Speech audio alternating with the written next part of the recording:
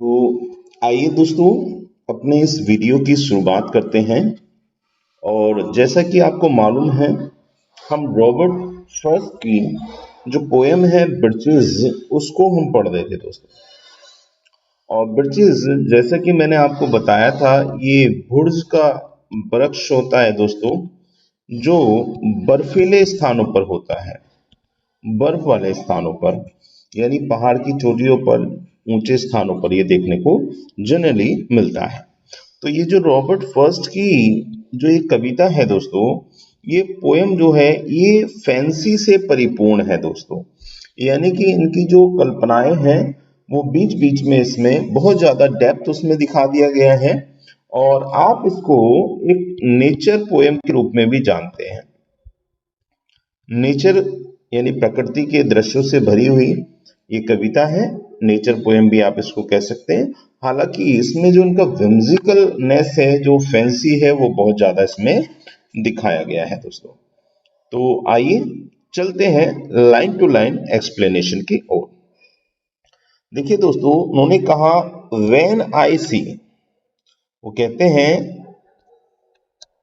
When I सी,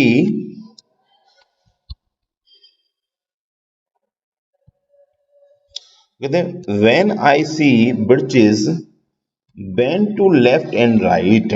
वो कहते हैं जब मैं देखता हूं दोस्तों, व्हेन आई सी, जब मैं देखता हूं, ब्रिजेस, भुर्ज के वृक्षों को, बेंड मने झुके हुए, टू लेफ्ट एंड राइट, दाएं और बाईं ओर। जब मैं भुर्ज के वृक्षों को दाएं और बाईं ओर झुके हुए देखता हूं, across the lines of straighter darker trees, जो लाइन है यानी दोस्तों जो कतारें हैं, जो कतार हैं वृक्षों की, बुर्ज के वृक्षों की, और जो लंबी लंबी अंधकार में यानी ढकी हुई, अंधकार से भरी हुई जो उन वृक्षों की कतारें हैं, गलियां हैं।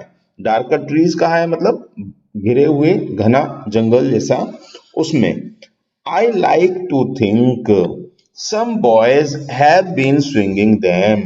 तो देखिए यहां पर होता क्या है दोस्तों, ये भुर्ज के वृक्षों को देखते हैं, दोनों ओर उनकी शाखाएं झुकी हुई हैं, और उन झुकी हुई शाखाओं को देख करके इनके मन में ख्याल आता है, आई लाइक टू थिंक, कहते हैं दोस्तों I like to think some boy, किसी लड़के के द्वारा, have been swinging them, जो उन पर झूल रहा होगा, उसके कारण से, यानी झूलने के कारण से, उस लड़के के झूले खाने की वजह से जो बुर्ज का ट्री है उसकी जो शाखाएं हैं वो इधर उधर को बेंड हो गई हैं दोस्तों, झुक गई हैं। कैसे? बाय स्विंगिंग डजंट, आगे कहते हैं दोस्तों by swinging doesn't them bend them down to stay. फिर आगे उनके मन में ख्याल आता है, पहले वो ये सोचते हैं कि किसी लड़के ने झूला झूला है इन पर और इनकी प्रत्येक शाखाओं को नीचे झुका दिया है, but swinging does not bend them down to stay, परंतु कहते हैं कि उस बच्चे के झूला झूलने मात्र से ऐसा नहीं हो सकता कि जो बेंडिंग हो जाए, जो शाखाएं हैं वो झुक जाएं, देम डाउन टू स्टे, और वो हमेशा के लिए नीचे की ओर बनी रहे। अब वो कहते कैसे होगा ये कैसे हुआ होगा? फिर उनके मन में ख्याल आता है, कहते एज आई स्टॉर्म डू, जैसा कि जो बर्फीला तूफान है वो करता है। मीन्स इस टू से दो बातें उनके मस्तिष्क में आती हैं। पहले उनको लगता है कि पेड़ की शाखाएं किसी बच्चे के झूला झूलने से ये झुकी होंगी, फिर उनको ख्याल आता है कि नहीं नहीं ऐसा नहीं है, ये शाखाएं सारी, इतने पेड़ों की शाखाएं नहीं झुक सकती। तो निश्चित रूप से ये आइस स्टॉर्म ने यानी बर्फीले तूफान ने ये किया है। ये बात आपको समझ में आ गई होगी दोस्तों। आइए आगे चलते हैं। आप देखिए क्या कहते हैं, often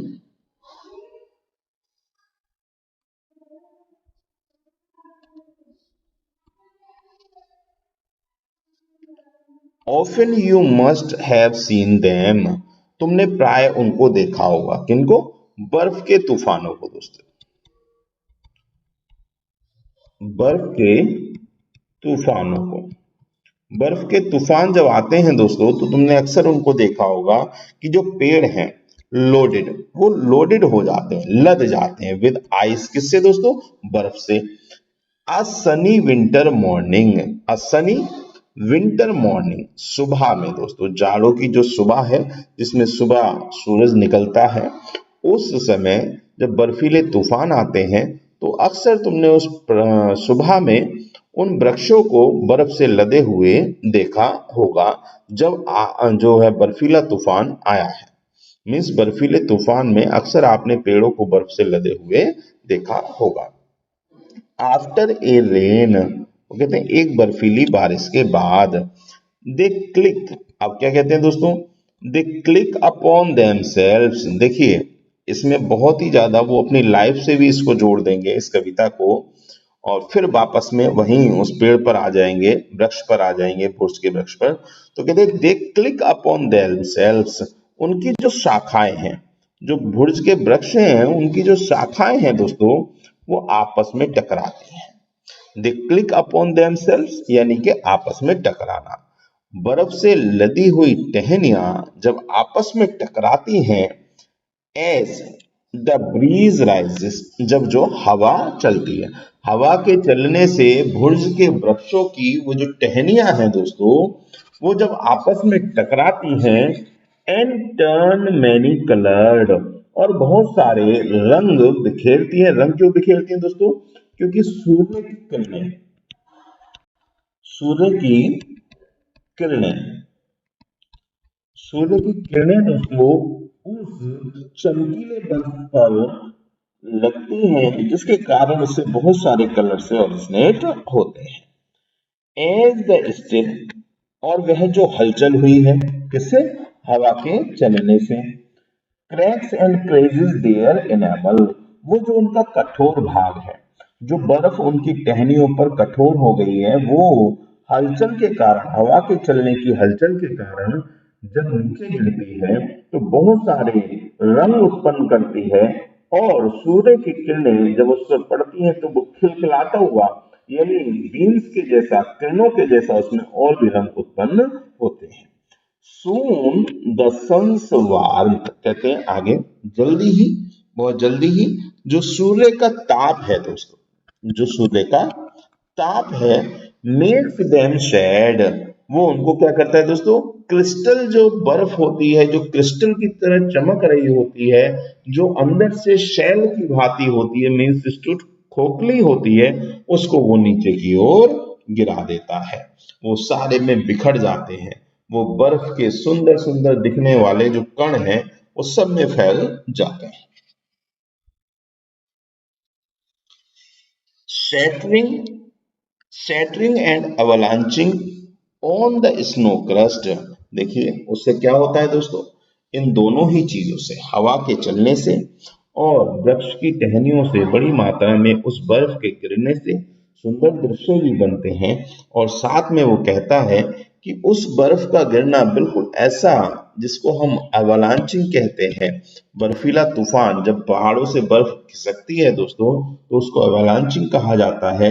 on the snow crust, कहाँ पर, जो परपटी है दोस्तों, जो सतह है बर्फीली, उस पर हलचल उत्पन्न हो जाती है, और such heaps of broken glass to sweep away, और इस प्रकार के, दोस्तों ध्यान से सुनिएगा, थोड़ा अजीब आपको ये लगेगी, लेकिन जब विमजीनेस आएगी इसमें तब आपको ये अच्छी लगेगी कविता।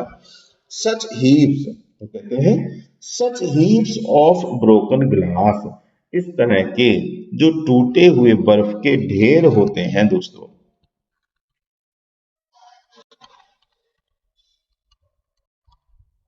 बर्फ के जो ढेर हैं दोस्तों, टू स्वीप अवे, वो बहा ले जाते हैं, वो बहा ले जाते हैं।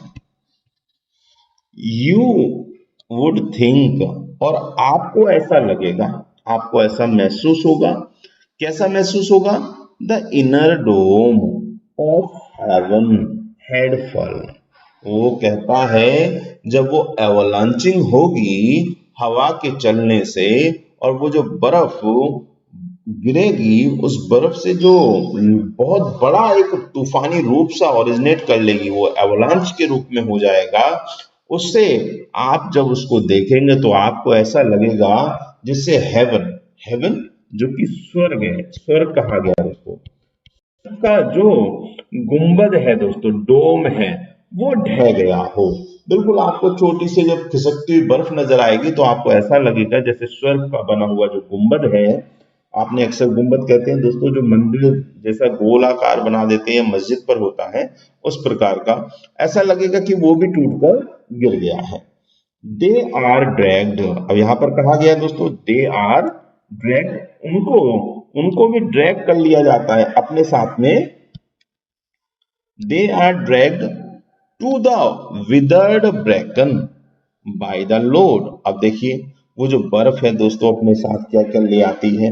दे are dragged to the withered bracken, जो टूटे हुए मुरझाए हुए वृक्ष हैं दोस्तों उनको भी वो अपने साथ, अपने तूफानी वाले बर्फ में अपने साथ खींच लेता है।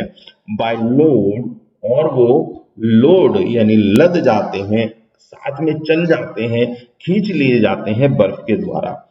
And they seem not to break through once they are bowed, so low for long they never right themselves. अब दोस्तों थोड़ा सा आपको समझना है, यहां से जो ये 3 लाइनें हैं दोस्तों, ये राइटर ने इनको अपने जीवन से जोड़ दिया, वो कल्पना में ले गया, इन चीजों को कहाँ ले गया दोस्तों, कैसे ले गया आपको समझाता हूं, इस बात को समझिएगा। ये थोड़ा फिलोसफिकल लाइनें हो गई हैं दोस्तों। वो कहता है कि जब हमारे जीवन में अत्यधिक हम भार अपने ऊपर डाल लेते हैं तो वो जो भार होता है दोस्तों वो हमको क्या करता है, दबाता है। वो भार हमारे कंधों को झुका देता है और हम इतना जीवन में भार महसूस करने लगते हैं कि हम लोग अपने जीवन में अपने आप को झुका हुआ महसूस करते हैं। हमारे दोनों, जो उसने कहा है ना दोस्तों कि दोनों ओर को जो वृक्ष के वृक्ष हैं उनकी शाखाएं झुक जाती हैं, तो यहाँ पर उनका कंपैरिजन है, वो कहना चाहते हैं कि हम अपने जीवन में इतने वजन, इतनी जिम्मेदारियों, इतने दायित्वों से दब जाते हैं कि हम झुका हुआ अपने आप को महसूस करते हैं और फिर हम कभी भी उठ नहीं पाते। और वो जिम्मेदारियों का, वो दायित्वों का, वो सामाजिक चीजों का जो हम पर वजन होता है, उस वजन के कारण हमारा सारा ही जीवन जो है भार से युक्त हो जाता है दोस्तों। भार हमारे ऊपर पड़ा रहता है और हम अपनी जिम्मेदारियों में ही दब करके रह जाते हैं। अब क्या कहा है दोस्तों, दे सीम नॉट टू ब्रेक, वो टूटेंगे भी नहीं। दो वंस दे आर बोर्ड, परंतु वो क्या होते हैं दोस्तों, झुक जाते हैं, जैसे कि हम लोग झुक जाते हैं। ऐसे वृक्ष को कहा है, वृक्ष के माध्यम से हमको बताना चाहते हैं कि अपनी जिम्मेदारियों के वजन से हम लोग झुक जाते हैं। सो लो फॉर लॉन्ग, और एक लंबे समय के लिए। फिर क्या कहता है, दे नेवर राइट देमसेल्व्स, और वो कभी भी सही नहीं हो सकते, कभी भी वो सीधे खड़े नहीं हो पाते। मीन्स इस टू से हम लोग उन जिम्मेदारियों के वजन से इतने दब जाते हैं कि हम अपने जीवन में कभी भी सीधे खड़े नहीं हो पाते, हम उन बुर्ज के वृक्षों की भांति झुके हुए ही रहते हैं। तो आपको समझ में आया होगा दोस्तों। आइए आगे चलते हैं।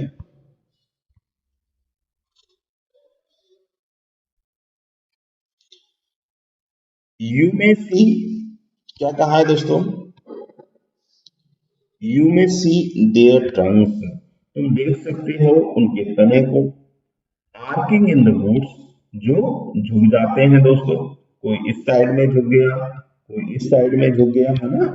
आपने देखा होगा अक्सर जो शाखाएं हैं दोस्तों वो झुक जाती है पेड़ों की।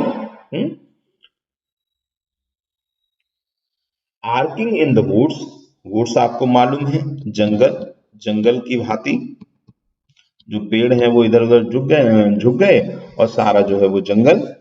ईयर्स आफ्टरवर्ड्स, कई वर्षों तक। Trailing there leaves on the ground, और उनकी जो पत्तियां होती हैं दोस्तों, लीव्स पत्तियां, ट्रेलिंग नीचे लगती हुई, कई वर्षों तक वो जमीन के संपर्क में रहती हैं। मीन्स से टहनियां इतनी नीचे झुक जाती हैं दोस्तों कि जो सरफेस है उस सरफेस तक वो, उनके पत्ते अक्सर टच होते हुए नजर आते हैं। अब क्या कहता है दोस्तों, फिर यहाँ पर वो क्या कर रहे हैं, एक कल्पना कर रहे हैं दोस्तों। कल्पना कर रहे हैं क्या, इन झुके हुए वृक्षों की तुलना, ध्यान से सुनिएगा, इन झुके हुए वृक्षों की तुलना उन्होंने किससे कर दी है।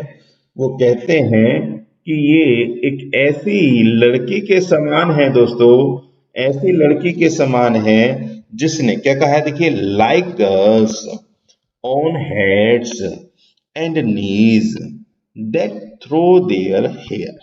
वो कहते हैं ये झुके हुए वृक्ष अपनी पत्तियों के साथ ऐसे लगते हैं जैसे कुछ लड़कियां लड़कियां हेड्स अपने बालों को अपने सिर पर आगे की ओर गिरा लेती हैं, घुटनों पर बैठ जाती हैं, और जब उनका वो दृश्य है बिल्कुल ऐसा लगता है मानो कि जैसे ये भुर्ज के वृक्ष आगे को झुके हुए हैं। मीन्स इस टू से वो कंपैरिजन करता है उन झुके हुए वृक्षों की टहनियों की गर्ल्स से। बिफोर देम, वो अपने बालों को सामने की ओर डाल लेती है, ओवर देयर हेड्स, अपने सिरों पर, टू ड्राई, सुखाने के लिए, इन द सन। यही है दोस्तों उनकी कल्पना, यही उनकी कल्पना है। पेड़ों का कंपैरिजन उन्होंने, उनको लगता है कि जो पेड़ है ये बिल्कुल एक लड़की के समान है जो अपने बालों को सुखाने के लिए घुटनों पर बैठ करके अपने बालों को आगे की ओर गिरा लेती है।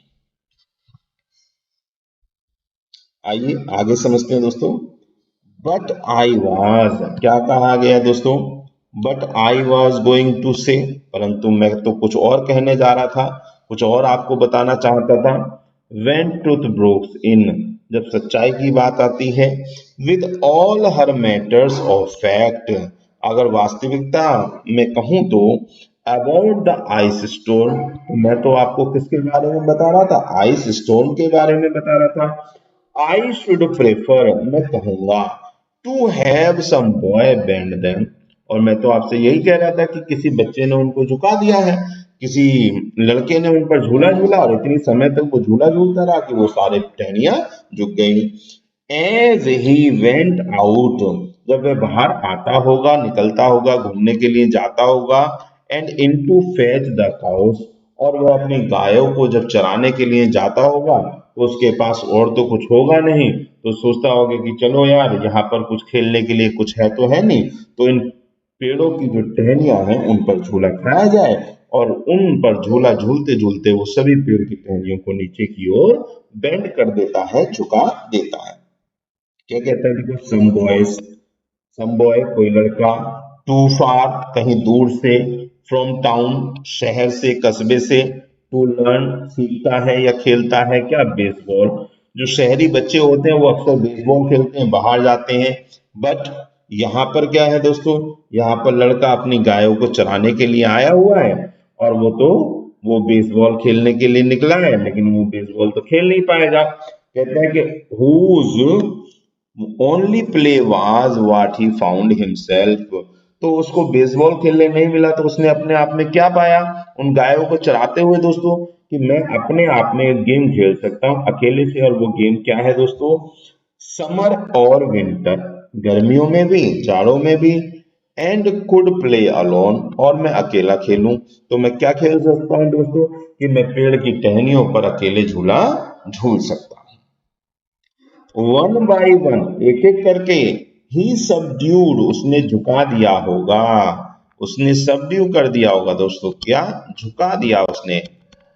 हिज फादर्स ट्री, अपने पिता के जितने भी वो वृक्ष हैं दोस्तों, उन सभी वृक्षों को उसने झुका दिया होगा। बाय राइडिंग देम, उन पर झूला झूल करके, डाउन, नीचे की ओर, ओवर एंड ओवर अगेन, यानी उस लड़के ने बार बार बार बार अपने पिता के सभी वृक्षों पर, उन पेड़ों की टहनियों पर झूला झूल झूल करके उन सभी को नीचे की ओर झुका दिया।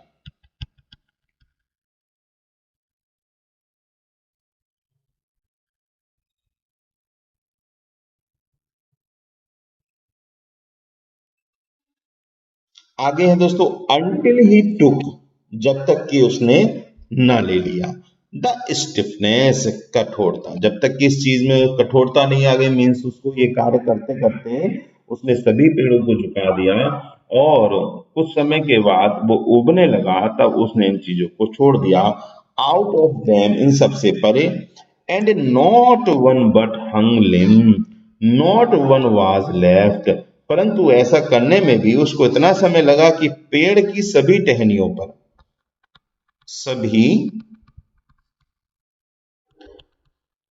पर उसने झूला झूला। शायद दोस्तों ये आपके बचपन की भी कहानी हो। अगर कभी आप रूरल परिवेश से जुड़े रहे होंगे तो किसी न किसी पेड़ पर इस तरह से कभी आप लटके हों, झूला आपने खाया हो। उसी बात को यहाँ पर कहा गया है दोस्तों, फॉर हिम टू कॉन्कर। और वो कहते हैं कि उस बच्चे के लिए कोई भी वृक्ष कोई भी वृक्ष ऐसा नहीं रहा दोस्तों जिस पर उसने विजय विजय प्राप्त नहीं की हो। यानी वो सभी पेड़ों पर उसने कॉन्कर किया है, जीत हासिल की है। ही लर्न ऑल देयर वाज, और उसने सीख लिया। उसने इन सब चीजों से क्या सीखा है दोस्तों, आइए देखते हैं। सीखा, to learn about not launching out too soon. जब वो झूला झूलता रहा तो झूलते झूलते उसको दोस्तों इतना अभ्यास हो गया कि उसको मालूम है कब उसको जल्दी लॉन्च करने से बचना है। मीन्स अपने आप को ऊपर की ओर छोड़ना है, नीचे पैर टेकने हैं, इन सब बातों को। To learn about not launching out too soon, के जल्दी नहीं छोड़ना है, जल्दी छोड़ देंगे तो हम चोटिल हो जाएंगे। और आगे कहा है दोस्तों, and so not carrying the tree away. और ये जो वृक्ष है दोस्तों, अगर उसकी टहनी को मैंने मजबूती से नहीं पकड़ा तो मैं चोटिल हो जाऊंगा। ये सारी चीजें उस बच्चे को अभ्यास करते करते, उस पेड़ों की टहनियों पर झूलते झूलते वो ये सब चीजें सीख गया होगा। क्लियर टू द ग्राउंड, और कब भूमि पर उसको उतरना है, कब लैंड करना है, कब फ्लाइट करना है, दोनों ही चीजों को उसने लर्न कर लिया है। He always keep his poise, और उसको अपना संतुलन बनाना भी आ गया है। क्योंकि अगर संतुलन नहीं बनेगा दोस्तों तो कहीं ना कहीं वो चोटिल हो जाएगा, वो गिर जाएगा। ये बात राइटर यहाँ पर कहता है कि उसने अपना संतुलन बनाना बखूबी सीखा है। टू द टॉप ब्रांचेस, और जो ऊंची branches, to the top branches climbing carefully, और एक एक करके उन सभी ऊंची ऊंची ब्रांचेस पे वो क्लिम्बिंग करता है सावधानी पूर्वक, अपना संतुलन बना करके। With the same pains, pains से मतलब दोस्तों समझिएगा दोस्तों, दो वर्ड होते हैं। एक होता है दोस्तों पेन, जिसका मतलब होता है दर्द। लेकिन पहली बात तो पेन का प्लूरल नहीं बनाते, और पेन का दोस्तों अगर प्लूरल बना है तो इसका मतलब दोस्तों प्रयास होता है। क्या होता है दोस्तों, प्रयास। तो पेन माने दर्द और पेन मीन्स प्रयास। तो यहां पर कहा है दोस्तों, विद द सेम पेन्स, वह बार बार प्रयास करता है। Use to fill a cup, और तुम समझिए जैसे उसने बहुत सारी चीजों को सीख लिया बार बार करने से, ऐसे ही वो कहते हैं you use to fill a cup, आपने एक कप को भरा होगा अप टू द ब्रिम, किनारे तक, and even above the brim, और किनारे से थोड़ा सा ऊपर। मीन्स इस टू से आपको पता है किस प्रकार से एक प्याले को, एक कप को भरना है। दोस्तों यहाँ पर थोड़ा फैंसी दिखाया, उनको पता नहीं चल रहा है, कभी वो पेड़ की बात करते हैं, कभी लड़की की बात करने लगते हैं, कभी फिर वापस आ जाते हैं। तो बहुत सारे मेटाफर्स और सिमलीज का उन्होंने इसमें प्रयोग किया है। कुछ ऐसे मेटाफर हैं जो पता ही नहीं लगेंगे। तो you use to fill a cup up to the brim, आपने भी अक्सर एक प्याले को ऊपर तक भरा होगा, क्योंकि आप उसकी प्रैक्टिस करते हैं तो ये आपको आ गया होगा। Then he flung outward feet first, और उसको मालूम है पैरों को पहले रखना है। विद ए स्विच, एक झोंके के साथ। किकिंग, और किक देना है। हिज वे डाउन, और नीचे ऊपर की ओर जाना है, नीचे भी आना है। थ्रू द एयर, हवा में। टू द ग्राउंड, और हवा में भी जाना है। देखो दोस्तों मैं आपको एक चित्र दिखाऊंगा, उस चित्र को देख करके आपको समझ में आएगा किस तरह की ये कविता है और किस तरह के झूले की वो बात कर रहे हैं। तो आगे कहा है, so I was once myself swinger of brushes. देखिए दोस्तों, उन्होंने क्या कहा कि इस प्रकार मैं आपको बताता हूं कि मुझे याद है, मैं खुद भी एक स्विंगर ऑफ ब्रशेस रहा हूं। मतलब मैं खुद भी ब्रशेस, भुज के वृक्ष पर झूला झूलने वाला रहा हूं। एंड सो आई ड्रीम, और ऐसा ही मैं कल्पना भी करता हूं, of going back to be, कि काश मैं दोबारा ये करता। अब मेरे को याद है कि मैं भी अपने बचपन में एक स्विंगर रहा हूँ, वृक्ष के जो वृक्ष है उन पर झूलने वाला, और अब मुझको लगता है काश मैं आज भी ऐसा करता। तो यहाँ पर भी दोस्तों आपको बता दूं, वो अपनी कल्पना में दोस्तों चले गए हैं।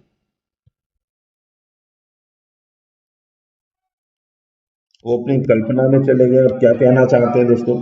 वो कहते हैं कि सामाजिक सामाजिक जो जिम्मेदारियां हैं दोस्तों, जो दायित्व हैं, उन दायित्वों से मैं थक जाता हूँ थक जाता हूँ। और जब मैं थक जाता हूँ तो मेरे को याद आता है कि सभी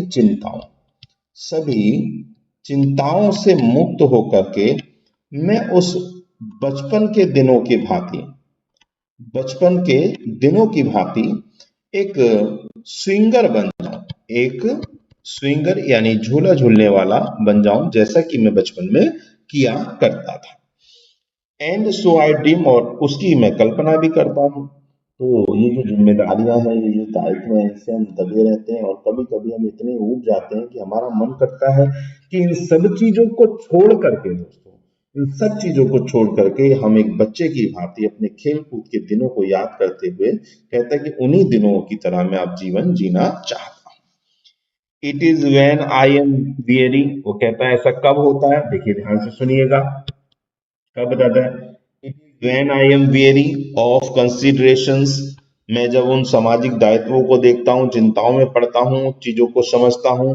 and life is too much like a pathless would, और तब जब मेरे को जीवन जीवन जो है दोस्तों पाथलेस वुड के समान नजर आता है। ऐसा ऐसा ऐसा जंगल जिसका कोई रास्ता है नहीं, अंधकार से भरा हुआ, परेशानियों से भरा हुआ, अकेलेपन से भरा हुआ, और ऐसी जिम्मेदारियां जिनमें पूरा मैं दब करके रह जाता हूं, तब मेरे को लगता है कि वो दिन अच्छे थे। वेयर योर फेस बर्न्स, वो कहता है where your face burns and tickles with the cobwebs, जब आपका चेहरा टिकल्स, काउबेब्स और बर्न्स, ये देखिए जरा इन शब्दों को समझिए, इन शब्दों पर ध्यान दीजिए। वो कहता है जब हमारा चेहरा हमारा इंडेक्स बन जाए, मीन्स हमारे चेहरे पर जो चिंता की लकीरें हैं वो सब कुछ कहने लगे, एक ऐसी अवस्था जीवन में आती है, तब मेरा मन करता है कि मैं एक स्विंगर बन जाऊं। Broken across it and one I is weeping, वो कहता है, अब फिर वापस आ गया दोस्तों, सॉरी, फिर वापस आ गया, फिर कहेगा broken across it and one I is weeping, और एक आंख से रोता हुआ दोस्तों, एक आंख से रोता है कब? फ्रॉम ए ट्विंग, जब एक टहनी हैविंग लस्ट लग जाती है, टकरा जाती है, अक्रॉस इट ओपन, जब आंख खुली हो, मीन्स इस टू से जब हम झूला झूल रहे होते हैं तो आंख के खुले होने पर कई बार जो टहनियां हैं दोस्तों, टहनियां, उनके जो पत्ते होते हैं दोस्तों, वो हमारी आंख में लगते हैं, और उस लगने के कारण हम एक आंख से हमारी आंसू निकलने लगते हैं।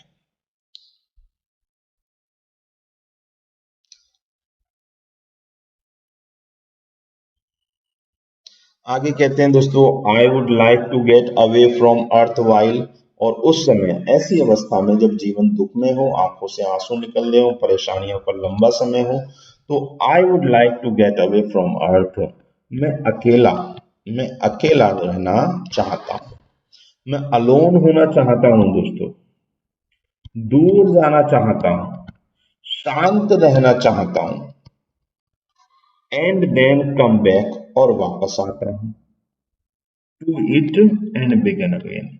मीन्स इज टू से जब मैं इन सब चीजों से थक जाऊं तो मेरा मन करता है कि मैं एक बच्चे की भांति स्विंगर बन जाऊं, झूला झूलूं और इस जिम्मेदारियों भरे स्थान से थोड़ा अलग स्थान पर चला जाऊं, ताकि इसलिए नहीं कि मैं उन जिम्मेदारियों से भागना चाहता हूं, बल्कि इसलिए कि मैं दोबारा से आकर के दोस्तों, वो कहता है, मैं दोबारा से आकर के उन जिम्मेदारियों को दोबारा से पुनः एक नए तरीके से प्रारंभ करूं और उन दायित्वों को निभाऊं। इसलिए मैं शांत होना चाहता हूं, अकेलापन चाहता हूं। May no fate willfully misunderstand me and half grant what I wish and snatch me away, not to return. Earth is the right place for love. देखिए दोस्तों, मोस्ट इम्पोर्टेंट लाइन है ये इस पूरी कविता की, और मैंने आपको बताया भी है कि बहुत ही इम्पोर्टेंट लाइन है, इसको आप याद भी रखिएगा। तो कहते हैं क्या, may no fate wilfully misunderstand me, क्योंकि मैं ऐसा इसलिए करना चाहता हूं कि मेरा भाग्य मेरे को मिसअंडरस्टैंड ना कर ले, ये ना समझे कि मैं नकारा हूं, मैं कुछ कर नहीं सकता। और जो भी मेरे जीवन की इच्छाएं हाफ ग्रांट, और वो मेरे को केवल आधी ही परमिशन दे, आधी परमिशन से मेरी इच्छाएं आधी ही पूर्ण हो। व्हाट आई विश, जो भी मैं चाहता हूं, एंड स्नैच मी अवे, और मैं मेरे को दूर ले जाए, नॉट टू रिटर्न, कभी वापस न आने के लिए। Earth is the right place for love, वो कहता है अर्थ, पृथ्वी जो है दोस्तों, वो सबसे उत्तम स्थान है प्रेम के लिए। आई डोंट नो, कहता है I don't know where it is likely to go better, मुझे नहीं मालूम कि इससे अच्छा कोई दूसरा स्थान ऐसा होगा जहां पर जाया जा सकता है।